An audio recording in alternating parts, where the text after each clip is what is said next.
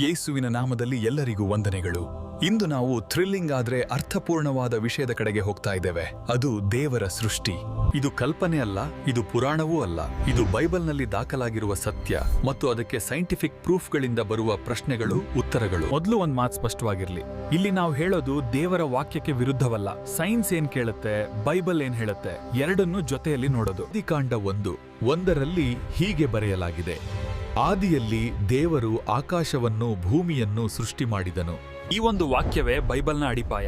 ಎಲ್ಲವೂ ಇಲ್ಲಿ ಶುರುವಾಗುತ್ತೆ. ಇಂದಿನ ಸೈಂಟಿಸ್ಟ್ಗಳು ಯೂನಿವರ್ಸ್ಗೆ ಒಂದು ಆರಂಭ ಇದೆ ಅಂತ ಹೇಳ್ತಾರೆ. ಅದನ್ನೇ ಅವರು ಬಿಗ್ ಬ್ಯಾಂಗ್ ಅಂತ ಕರೀತಾರೆ. ಆದ್ರೆ ಪ್ರಶ್ನೆ ಏನಂದ್ರೆ, ಬಿಗ್ ಬ್ಯಾಂಗಿಂತ ಮೊದಲು ಏನಿತ್ತು?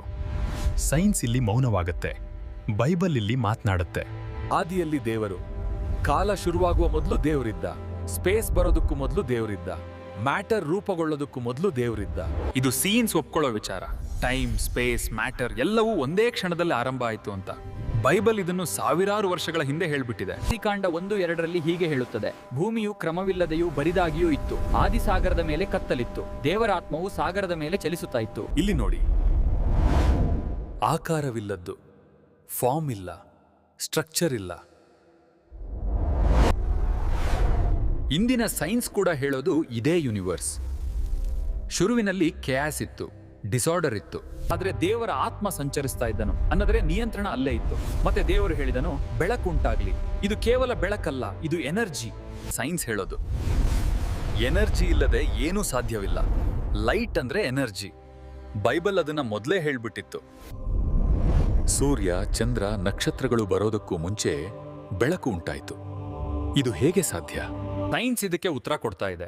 ಲೈಟ್ಗೆ ಒಂದೇ ಸೋರ್ಸ್ ಇರಬೇಕೆಂದಿಲ್ಲ, ಎನರ್ಜಿ ಇದ್ರೆ ಸಾಕು. ಬೈಬಲ್ ಹೇಳೋದು ದೇವರು ತಾನೇ ಬೆಳಕು ಅಂತ. ತಾನೇ ಬೆಳಕಾಗಿರುವ ದೇವರು ಭೂಮಿ ಮತ್ತು ನೀರನ್ನು ಬೇರ್ಪಡಿಸಿದನು, ಆಕಾಶವನ್ನು ಸ್ಥಾಪಿಸಿದನು. ಅಟ್ಮಾಸ್ಫಿಯರ್, ಓಝೋನ್ ಲೇಯರ್ ಇವೆಲ್ಲವೂ ಜೀವ ಉಳಿಯಲು ಅವಶ್ಯ. ಬೈಬಲ್ ಇದನ್ನ ಡಿಸೈನ್ ಆಗಿ ಹೇಳ್ತದೆ, ಸೈನ್ಸ್ ಇದನ್ನ ಸಿಸ್ಟಮ್ ಅಂತ ಕರೀತದೆ. ಭೂಮಿಯ ಸ್ಥಾನ ಸೂರ್ಯನಿಂದ ಎಷ್ಟು ದೂರ? ಸ್ವಲ್ಪ ಹತ್ತಿರ ಇದ್ರೆ ಸುಟ್ಟು ಹೋಗ್ತಿತ್ತು, ಸ್ವಲ್ಪ ದೂರ ಇದ್ರೆ ಹಿಮವಾಗುತ್ತಿತ್ತು. ಇದು ಆಕ್ಸಿಡೆಂಟ್ ಅಲ್ಲ, ಇದು ಪ್ರಿಸಿಷನ್. ದಾವೀದನು ಕೀರ್ತನೆಗಳಲ್ಲಿ ಹೇಳುತ್ತಾನೆ, ಆಕಾಶ ದೇವರ ಮಹಿಮೆಯನ್ನ ಪ್ರಕಟಪಡಿಸುತ್ತವೆ. ಇಂದಿನ ಟೆಲಿಸ್ಕೋಪ್ಗಳು ಅದನ್ನೇ ತೋರಿಸುತ್ತಿವೆ. ಗ್ಯಾಲಕ್ಸಿಗಳು, ಸ್ಟಾರ್ಸ್, ಅವರ ಮೂವ್ಮೆಂಟ್ ಎಲ್ಲವೂ ನಿಯಮದಲ್ಲಿ.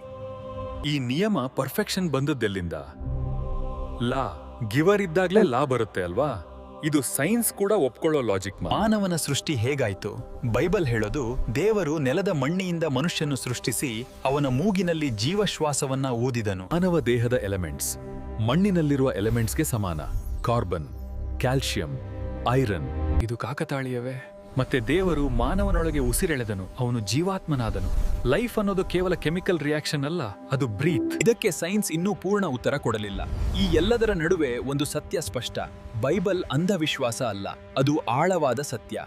ದೇವರ ಸೃಷ್ಟಿ ಯಾದೃಚ್ಛಿಕ ಅಲ್ಲ, ಅದು ಉದ್ದೇಶಪೂರ್ಣ. ಮತ್ತು ಆ ಸೃಷ್ಟಿಯ ಮಧ್ಯದಲ್ಲಿ ಮಾನವ ವಿಶೇಷ. ಇದನ್ನೆಲ್ಲ ತಿಳಿದಾಗ ಒಂದು ಪ್ರಶ್ನೆ ಉಳಿಯುತ್ತೆ, ಇಷ್ಟೆಲ್ಲ ವ್ಯವಸ್ಥೆ ಮಾಡಿದ ದೇವರು ನಿನ್ನನ್ನು ನನ್ನನ್ನು ಮರ್ತಿರಬಹುದಾ? ಇಲ್ಲ. ಯೇಸು ಹೇಳುತ್ತಾನೆ, ಆಕಾಶದ ಪಕ್ಷಿಗಳನ್ನು ನೋಡು, ಅವು ಬಿತ್ತುವುದಿಲ್ಲ, ಕೊಯ್ಯುವುದಿಲ್ಲ, ಆದರೂ ದೇವರು ಅವುಗಳನ್ನ ಪೋಷಿಸ್ತಾನೆ. ಅವುಗಳಿಗಿಂತ ನೀವು ಹೆಚ್ಚಿನವರಲ್ಲವೋ? ಈ ಮಹಾನ್ ಸೃಷ್ಟಿಯನ್ನ ಮಾಡಿದ ದೇವರು ನಿನ್ನ ಜೀವನವನ್ನು ಉದ್ದೇಶವಿಲ್ಲದೆ ಬಿಡೋದಿಲ್ಲ.